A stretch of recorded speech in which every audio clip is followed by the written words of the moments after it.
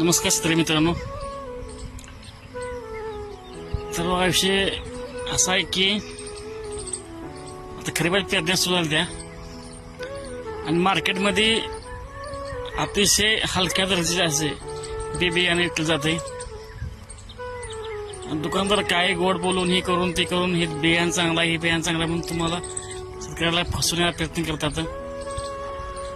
दुकानदाराला बोलण्याला बळी न पडता शेतकऱ्यांना ज्या क्वालिटीचं बी पाहिजे तुमच्या मनात तुम्ही ठरवा की आम्हाला ह्या क्वालिटी बी पाहिजे, आम्हाला ही क्वालिटीची बी पेरायचं आहे आणि त्याच क्वालिटीचं तुम्ही बी घ्या.